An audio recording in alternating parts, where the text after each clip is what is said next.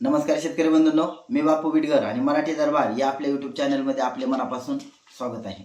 तर बघा शेतकऱ्यांनो, अतिवृष्टीचा अनुदान आता जे काही पात्र शेतकरी असतील त्यांच्या खात्यावरती जमा होत आहे। महापूर असेल, पूर असेल, कोणाची जमीन वाहून गेलेली असेल, कोणाच्या घरामध्ये पाणी शिरलेलं असेल, असं ज्या ज्या पद्धतीचं नुकसान झालेलं होतं अशा शेतकऱ्यांच्या खात्यावरती पैसे यायला सुरुवात झालेली आहे। आता बघा अतिवृष्टीचं जे अनुदान होतं ते आता त्याच्यासाठी जी काय ई-केवायसी ची अट होती ती ई-केवायसी ची अट यावेळी रद्द केलेली आहे आणि फार्मर आयडी हे अत्यंत कंपल्सरी असं डॉक्युमेंट केलेलं आहे।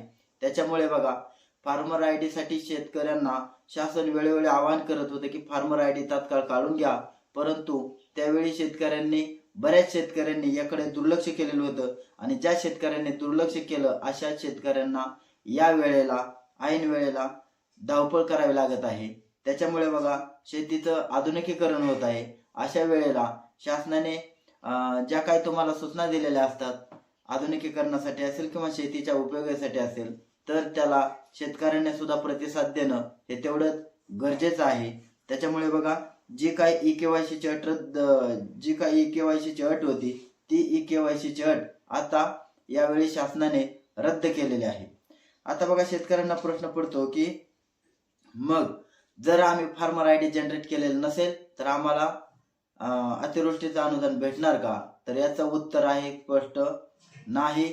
जर ज्या शेतकऱ्यांनी फार्मर आयडी जनरेट केलेला आहे अशा शेतकऱ्यांना आता अनुदान येणार आहे आणि ज्या शेतकऱ्यांनी अजूनही फार्मर आयडी जनरेट केलेला नसेल अशा शेतकऱ्यांना आता अतिवृष्टीचं अनुदान येणार नाही, कारण शेतीच्या ज्या काही योजना असतील त्या प्रत्येक योजनेसाठी फार्मर आयडी कंपल्सरी केलेला आहे।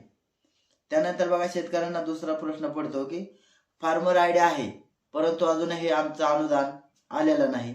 तर बघा फार्मर आयडी तुमचं जरी जनरेट झालेलं असेल, कधी कधी काय होतं की तुमचं फार्मर आयडी येतो परंतु त्याला पेंडिंग मध्ये दाखवत असतं, तर ते सुद्धा पाहणं हे तेवढंच गरजेचं आहे।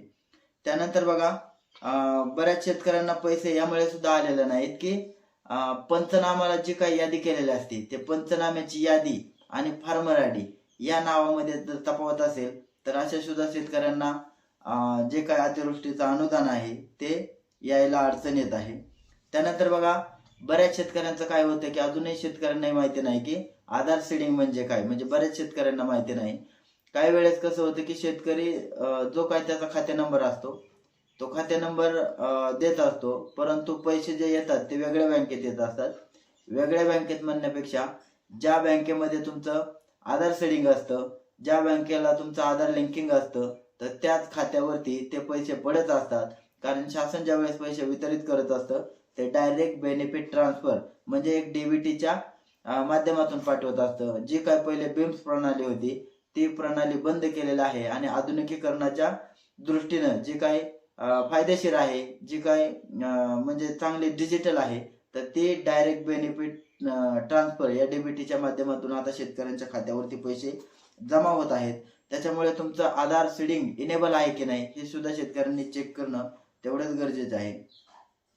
त्यानंतर बघा तुमचं जे फार्मर आयडी काढलेलं असतं, आता बऱ्याच शेतकऱ्यांच्या अशा अडचणी आहेत की फार्मर आयडी 2-3 महिन्यापूर्वी काढलेला आहे परंतु त्यांचं ते अजूनही अप्रूव्हल जे आहे ते पेंडिंगच दाखवत आहे, अजून अप्रूव्हल झालेलं नाही, त्यांचं जे स्टेटस आहे ते अजूनही पेंडिंग दाखवत आहे। तर अशा शेतकऱ्यांनी तात्काळ तहसील कार्यालयाशी संपर्क साधून त्या ठिकाणी जर तुमचं फार्मर आयडी पेंडिंग असेल तर त्याला तिथं अप्रूव्हलच्या बाबतीमध्ये त्या ठिकाणी मार्ग निघू शकतो। त्यामुळे शेतकऱ्यांनी अजूनही जर कोणी फार्मर आयडी जनरेट केलेलं नसेल अशा शेतकऱ्यांनी प्रत्येक ज्याच्या नावावरती 7/12 उतार आहे अशा प्रत्येक शेतकऱ्याने फार्मर आयडी काढणं आता बंधनकारक आहे, कारण हे याच वेळेला बऱ्याच शेतकऱ्यांना असं दिसून आलेलं आहे की ज्या शेतकऱ्यांनी फार्मर आयडी काढला नव्हता अशा शेतकऱ्यांची मोठ्या प्रमाणात धावपळ झालेली आहे। फार्मर आयडी कसा बसा जरी काढलेला असला तरी त्या शेतकऱ्यांचे पैसे अजूनही गुंतून पडलेले आहे। एकट्या सोलापूरमध्ये जर पाहिलं तर बऱ्याच मोठ्या प्रमाणामध्ये जवळजवळ 12% शेतकरी या फार्मर आयडी मुळे वंचित राहिलेले आहेत। त्याच्यामुळे आपण शासनाच्या ज्या काही शेतीविषयीच्या योजना आहेत त्यापासून वंचित राहू नये म्हणून तात्काळ आजच आपला फार्मर आयडी काढून घ्या आणि ज्या काही आपल्या शेतीविषयीच्या योजना आहेत त्याला म्हणजे ज्या काही शेतीविषयीच्या तुमच्या योजना आहेत त्या घेण्याला तुम्हाला जर फार्मर आयडी असेल तर कोणतीही अडचण येणार नाही. त्याच्यामुळे शेतकऱ्यांना अजूनही कळकळीची विनंती आहे, आवाहन आहे की ज्या शेतकऱ्यांनी अजूनही फार्मर आयडी काढलं नसेल अशा शेतकऱ्यांनी तात्काळ आपल्या जवळच्या CSC सेंटर असेल किंवा आपले सरकार सेवा सुविधा केंद्र असेल त्या ठिकाणी जाऊन फार्मर आयडी जनरेट करा. धन्यवाद.